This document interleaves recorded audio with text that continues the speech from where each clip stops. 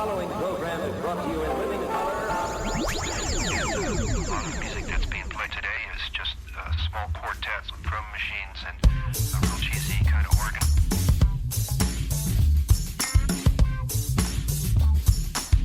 You're listening to the What the DJ podcast with DJ Blissful and DJ Butt Naked.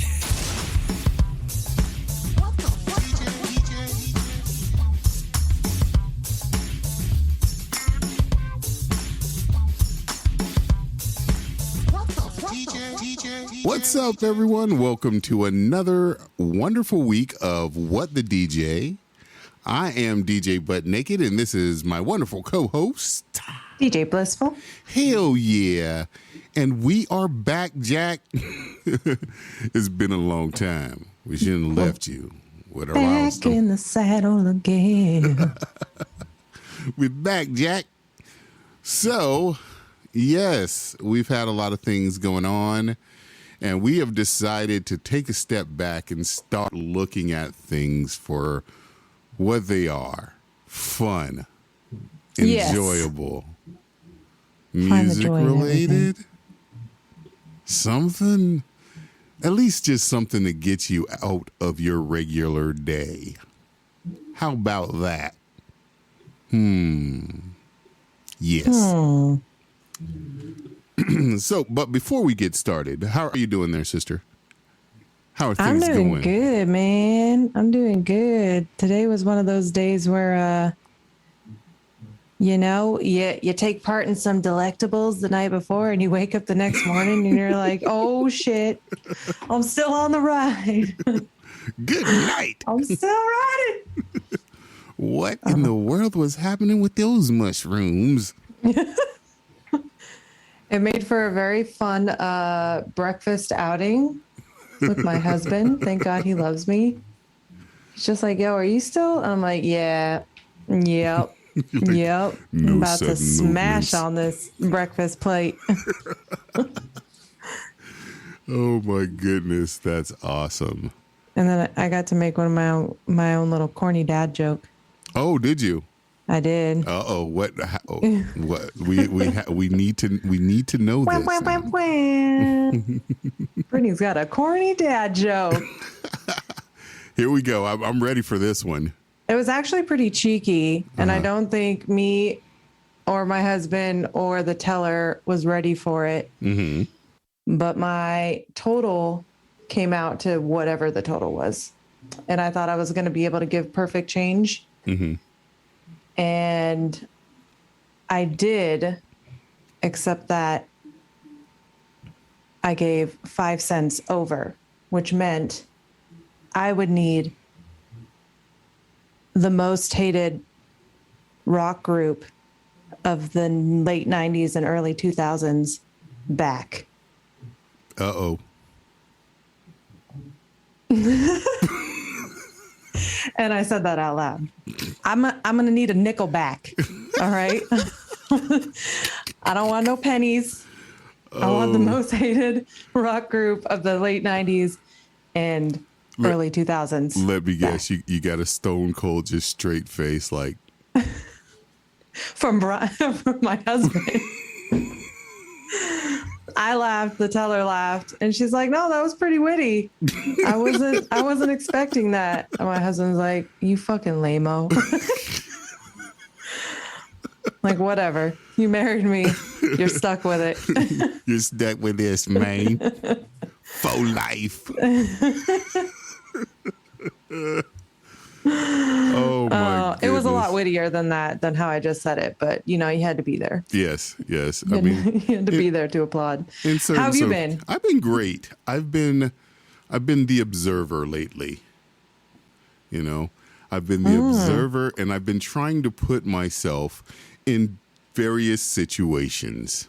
Okay. Right? Which brings me to the topic of what we wanted to discuss today. Okay. And these are jobs that you are just not a good fit for. Not cut out. Right? Yeah. Now, I know my limits in life, but I do know that I can do a lot of things, but there are certain things that I just shouldn't do. And I shouldn't do them because of what I would say regarding situations, if that makes any sense. Okay. Right? So certain jobs that Ron should not do. Rescue worker of any kind. Not saying I could not save you, right? I'm a cool cucumber under pressure, right? I've seen it. I believe it. More than capable of reattaching a severed arm if needed, right? So, Nah, ma'am. right? But leading up to the point to where I have to help you, there's going to be some things that need to be addressed with me personally. And the reason that I have to say this is because I was watching television the other day, and I was just flipping through the channels because I was working, and I was like, well, I need to get my mind off of stupid stuff. So I decided to watch CNN at the time. Okay. And CNN had just flashed that they were in some place in Texas where there was a lot of flooding, and there was a rescue worker going to save a lady in the middle of this rushing river. Oh, Right? It's just like intense, yeah, that sounds intense. right? Now, just to let everybody know, the lady was rescued. Everybody went home safe, right? That's good. Right? And that's the Really best nice. thing, right? And I'm pretty positive I could have saved her if needed be. But I would have had to address a lot of things mentally before I went to go help that lady out there. You would have had to do the talk yourself into it walk. It wouldn't have been a talk yourself into it. It would have been, what the fuck are we doing today? Yeah. Right? First of all, there's a raging river. Okay. Second of Okay. all- This water's got to be going at least 25, 35, 45, 65 miles an hour. I don't know. And Let's I'm figure it thinking- out. And the first thing I'm thinking is, how the fuck did she get in the middle of the river? Yeah. Right? Why are you there? Why are you there, first and foremost? Second, how did your big ass just stay hanging onto a tree branch? You are a very large lady, right? I think I know what you're talking about now. Yes. I think I know the video. Sorry. Yes. Right? You are a Okay. very large lady hanging onto a little branch. Hey, Right? man, she got strong arms. Right? Hercules, right? But then things would be going through my mind like, my big ass is going out to save her big ass in a raging river, and she's only being held on by a little ass branch. What the hell is going to happen to us? We are both going to die. Yeah. Right?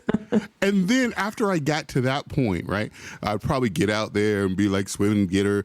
But then you have to think about this, right? Yeah. I couldn't compartmentalize this with myself. I would actually have to say something in this instance because she has to take her arm off said branch so you can put said life preserver on her, Yeah. right? Or you put it over her head, whatever. Either way, at some point, it's going to be you and her holding on for dear life, and some teenager is going to be trying to break you in on a yeah. slinky. Honestly. You're going to look like two big ass balls just dragging. Oh my goodness. Oh. See, and see, I would be laughing the entire time. I would probably kill myself because I'd probably ingest too much water from laughing at the situation, which the lady who I'm saving probably wouldn't think it's funny at all. But No. I mean, that's just the kind of person that I am. I can't imagine being in that situation. I mean, I can't. extremely stressful, right? But for me, I just got to make light of stressful situations, and I always have to look at the other side of the coin, right? Right. For instance, I could never work in a sex shop. I couldn't. I'd have questions. I don't know. I think you're being way too hard on yourself. I would have questions. Questions. It would become an interrogation, right? You'd be like, all right, so the two of you guys you need a 12-inch double-sided what? I need to know how this is going down. Yeah, exactly. I think and I need to get a picture in my head. I need for all intents and purposes, these questions need to be answered. it's just like, wow. Oh, I mean, how much lubrication are you going to need, sir? Yeah. You're supposed to be the one to tell them how much lubrication they need.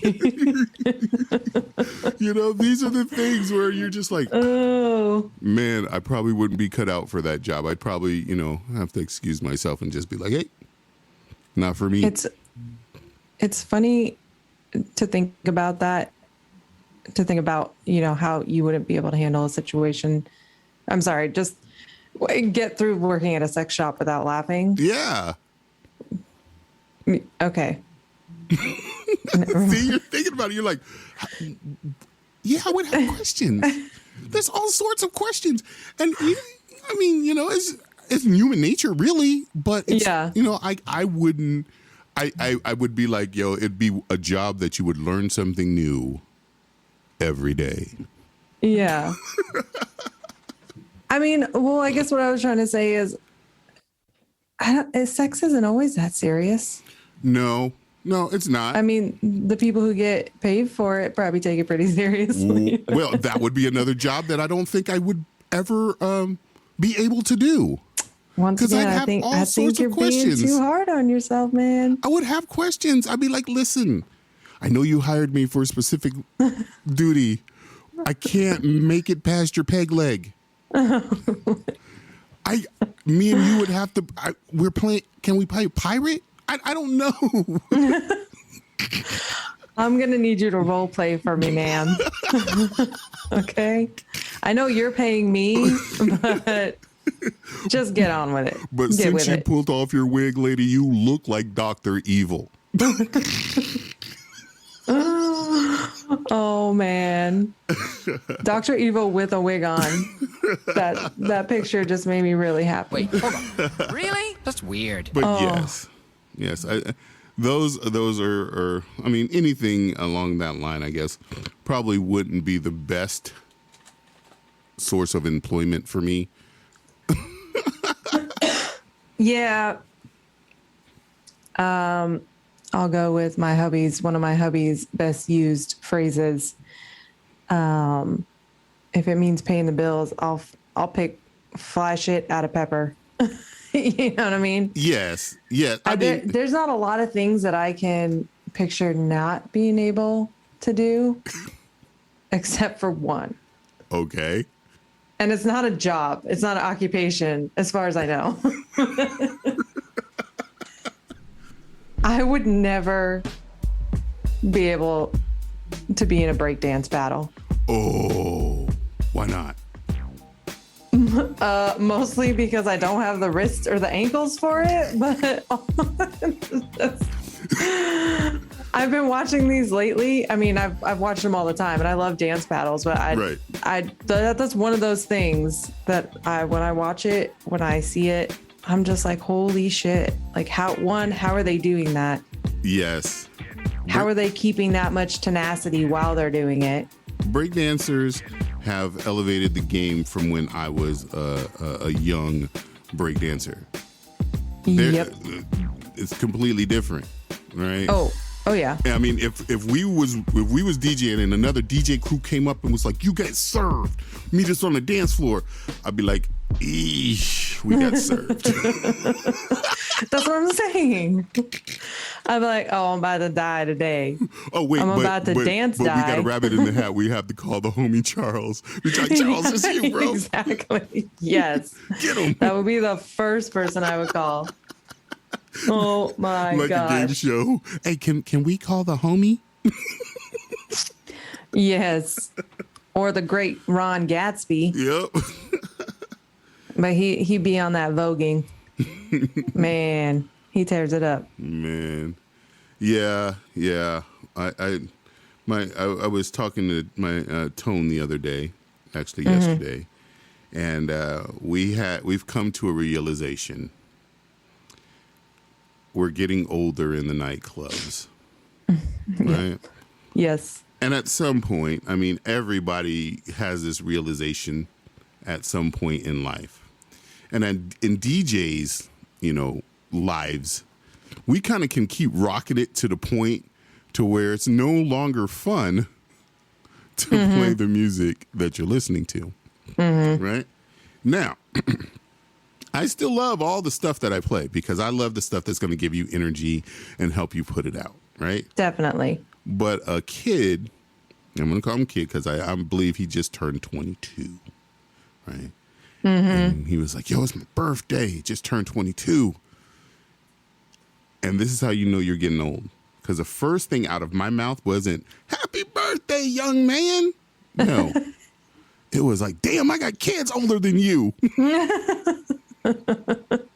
Damn it. You're like, 22. Right? So then he was like, yo, can you play Astronauts in the Ocean? Right? I love that song, right? New song, big in the clubs and these streets. I was like, I got it. And he goes, please don't cut it off before the third verse because that's my favorite verse. Right? I'm like, what the fuck? What kind of request is that? I mean, it's a fair request of all people we know. Yes, right. But it's something that catches you off guard as a DJ. Right. And then Tone goes, you know how old you are? I bet you've never listened to that third verse ever. And I said, you know what? There's a lot of fucking new songs that I don't know any of the words to. Learn the third verse. I was just about to say, you want to know how old I am? Mm-hmm. I'm never even heard of that song, years old. And here was the funny thing, because we were talking and I was like, yo, bro, if you're going to be in these clubs, you're going to have to get down with the TikTok jams, bro. Oh, God. And he was like, what? What did he say? What? What's that? I was like, see, this is the problem. TikTok is like moving the audio industry. Yeah. Did that not sound like two old geezers sitting in their rocking chairs trying to act cool? Oh my gosh. You're like, yo, Tone, you got to get up on this TikTok. Get up on this TikTok, eh? TikTok. I don't know what happened to dances. They still doing the Soldier Boy.